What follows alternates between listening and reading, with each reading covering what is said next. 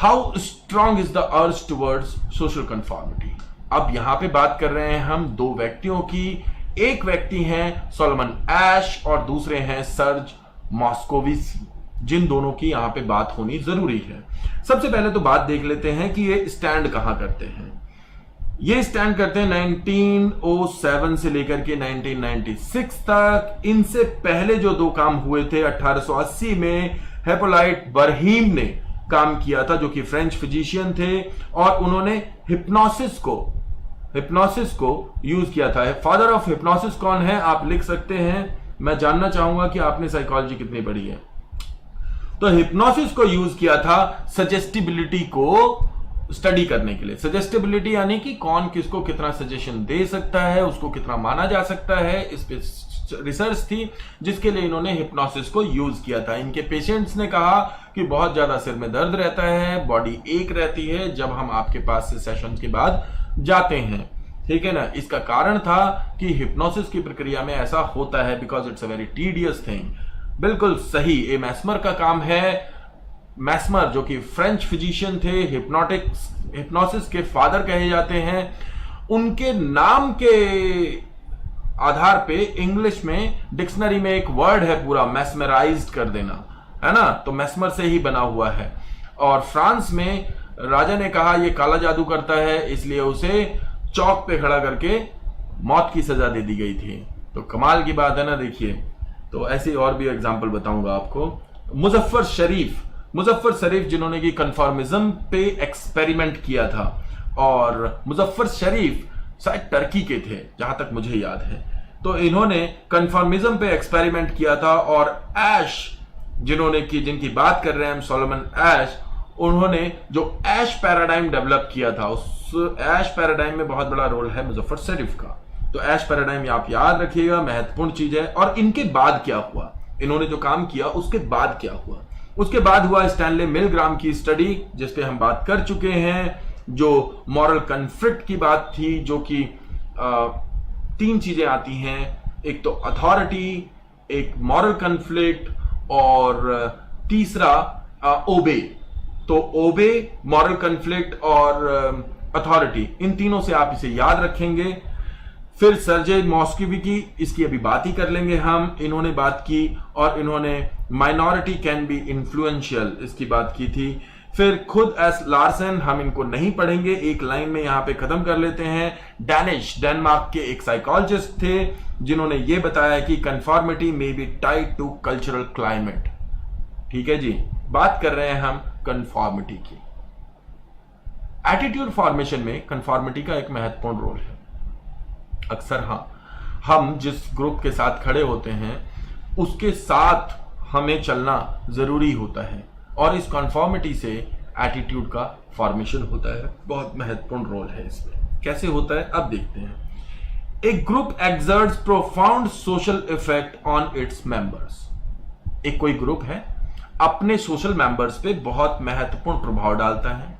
A certain amount of conformity serves important social function. अब दूसरी तरफ कंफर्मिटी है, एक ग्रुप है प्रभाव डाल रहा है, दूसरा है जो कंफर्म कर रहा है, तो उससे क्या है, पूरा एक सोशल फंक्शन तैयार हो रहा है। People feel compelled to conform in order to fit in. अब कंफर्मिटी चाहिए थी उसको, कंफर्मिटी कुछ लोगों ने दी। क्यों दी? क्योंकि वो उस ग्रुप का हिस्सा बनना चाह रहे थे। दे विल प्रिटेंड और even convince themselves that they agree with the majority. या तो वो दिखावा करेंगे, और या फिर वो इसमें विश्वास ही करने लगेंगे कि जो मेजॉरिटी कह रही है हम उसके साथ में हैं, like democracy. Their tendency to conform can be stronger than their values और बेसिस ऑफ परसेप्शन। तो उनकी जो कंफॉर्मिटी है वो बहुत महत्वपूर्ण है। मैं यहां पे एक लेओन फेस्टिंगर की एक स्टडी बताना चाहूंगा आपको। लेओन फेस्टिंगर ने एक स्टडी की थी, और उन्होंने इस स्टडी के बाद एक बुक लिखी थी, व्हेन प्रोफेसी फेल्स। बड़ी मजेदार स्टडी है, जिसमें कि सेकेंड वर्ल्ड वॉर के बाद हुआ क्या कि एक जनजाति ने यह कहा कि उनको भगवान के दर्शन हुए हैं, और उन्होंने कहा है कि सभी लोग भगवान को मानने लगे, वरना क्या होगा, वरना एलियन अटैक होगा और जो फ्लाइंग सॉसर होगी उससे जो अटैक होगा उससे बचेगा वही जो भगवान में पक्का विश्वास करता होगा। तो वो जिसका बिलीफ और वैल्यूज तकड़ी हैं भगवान में वो बच जाएगा, बाकी सब मर जाएंगे। जब उसने ये बोला तो ये थी प्रोफेसी वाली बात। अब ये बात पहुंची फेस्टिंगर तक। फेस्टिंगर प्रोफेसर थे, उन्होंने अपने टीचर्स को लिया, अपने सहयोगियों को, और पहुंच गए वो उस कम्युनिटी के लोगों के पास। कल्ट कम्युनिटी नहीं कहेंगे, कल्ट कहेंगे उन्हें। तो वो जो कल्ट ऑर्गेनाइजेशन थी उनके लोगों से इन्होंने बात की, इंटरव्यू किया, सबकी रिकॉर्डिंग की। फिर उन्होंने एक डेट दी थी कि इस डेट को ऐसा होगा। फिर वो डेट आ गई। अब डेट आ गई, कुछ नहीं हुआ। उसके बाद जब ये गए तो इनका मानना था कि ये लोग अब उसमें विश्वास नहीं करते होंगे, पर फेस्टिंगर ने पाया कि अब वो उसमें ज्यादा विश्वास करते थे, उसी बात में कि भगवान आए थे। तो जब उन्होंने इंटरव्यू किया तो उनको यह पता चला कि जब पहली प्रोफेसी हुई और फिर इंटरव्यू किया, पहला इंटरव्यू फेस्टिंगर ने, उसके बाद और जो डेट फिक्स हुई थी उसके बीच में एक और प्रोफेसी हुई थी, और जिसमें कि भगवान ने आकर के कहा उस कल्ट के लोगों को कि क्योंकि तुमने अपना पूरा डिवोशन और 100% बिलीफ दिखाया है, इसलिए मैं इस बार इस पृथ्वी को बख्श रहा हूं, कोई नहीं मरेगा। और इस बात से ज्यादा उस कल्ट के लोगों का विश्वास हो गया इस चीज पर।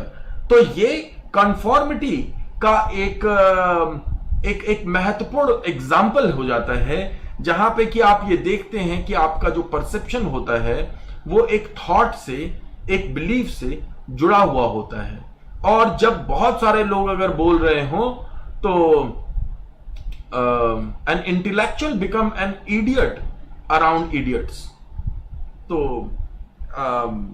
यही होता है। खैर, तो आगे बढ़ते हैं। ये थी थियरी किसकी? सोलोमन एश की। सोलोमन एश का काम किस चीज पे था? कन्फॉर्मिटी पे था।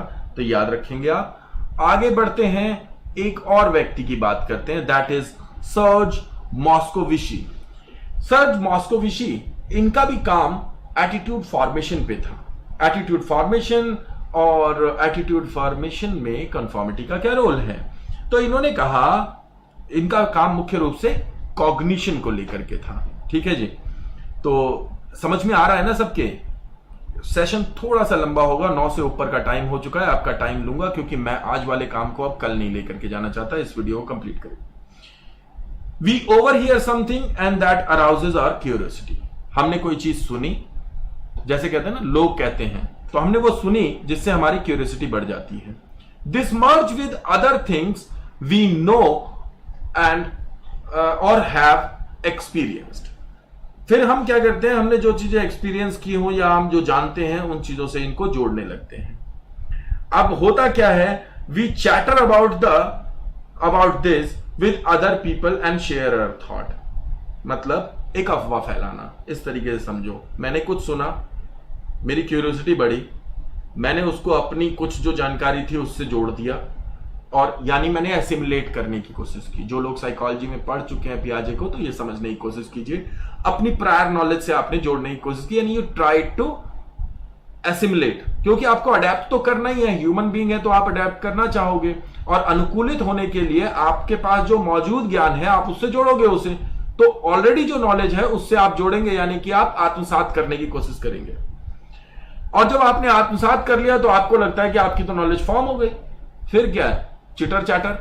फिर आप उसके बारे में दूसरे लोगों से बात करेंगे और अपने थॉट को प्रोसेस करेंगे। मेरे फ्लैट के नीचे मैं देखता हूं तो कम से कम 5-6 महिलाएं बैठी रहती हैं और सुबह से शाम तक यही कर रही होती हैं। तो मुझे एटीट्यूड फॉर्मेशन पे अच्छा खासा मटेरियल मिल जाता है। हाँ, everyone is eager to transmit knowledge and keep a place in circle of conversation. अब क्या है, हर कोई व्यक्ति, उसके अंदर इच्छा होती है कि वो नॉलेज प्राप्त करे और जो प्राप्त हो गया उसको ट्रांसमिट करे। भाई मैं टीचर इसीलिए बना, ट्रांसमिट करना चाह रहा था knowledge. And keep a place in the circle of conversation, और बातों में रहना चाहता है, वो बातों के बीच में रहना चाहता है। तो फिर क्या होता है, कलेक्टिव कन्वर्सेशन स्टार्ट हो जाता है। अब कलेक्टिव कन्वर्सेशन स्टार्ट होता है तो क्या होता है, अगर दो महिलाएं बैठी हुई हैं और वो बात कर रही हैं और एक तीसरी आती है, तो उसे ये बोलना ही पड़ेगा, हाँ बहन जी मेरे को भी लगता है ऐसा ही। और वो जैसी बोलेगी ना, हाँ बहन जी मुझे भी यही लगता है। या चार पुरुष बात कर रहे हैं पॉलिटिकल आइडियोलॉजी पे, और उसके बीच में एक नया पुरुष आ गया बस में और वो किसी को गाली दे रहा है, तो जो नए वाला आएगा ना, वो आते ही कहेगा, हाँ जी बिल्कुल, ये तो मोदी तो चोर है। मतलब मैं नहीं कह रहा हूं, मैं I am just giving you example. Why? Because वो उस ग्रुप का हिस्सा बनना चाह रहा है। तो in order to become that part of group, आप अपनी कॉग्निटिव वैल्यूज को चेंज कर लेते हैं, अपने बिलीफ सिस्टम को अकॉर्डिंग टू ग्रुप चेंज कर लेते हैं। ये कॉन्फॉर्मिटी है। Attitude becomes organized and values become established. और फिर आपका एटीट्यूड ऑर्गेनाइज्ड हो जाता है और वैल्यूज एस्टैब्लिश्ड हो जाती हैं। मजेदार है ना? And society begins to use new phrases and vision to describe collective common sense. इसे कहते हैं कलेक्टिव कॉमन सेंस, यानी कि एक कलेक्टिव नॉलेज बन गई। तो बेसिकली हुआ क्या कि एक बंदा है, वो रहता था कहीं पे और उसके घर पे कुछ लोग आते थे। अब जो लोग आते थे उसको आसपास के लोग आते जाते हुए देख रहे थे।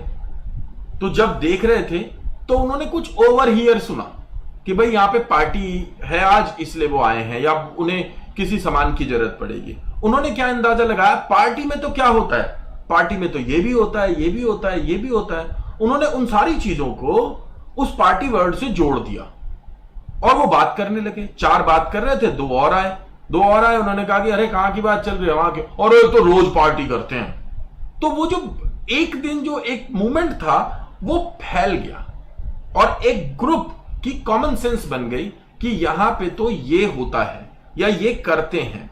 And the goal is not to advance knowledge but to be in the know. जानने की इच्छा के कारण ऐसा हुआ। मुझे भी पता होना चाहिए और मैं भी पार्ट ऑफ द ग्रुप हूं, ट्रांजिट ऑफ नॉलेज। इसके लिए तो कुछ लोगों के पास नॉलेज नहीं होती तो भी वो बना देते हैं। अगर मैं इसे साधारण भाषा में बोलूं तो बना देते हैं वो नॉलेज, और इस तरीके से वो उसको आगे फैला देते हैं। And that is conformity of group, how your attitude is formed.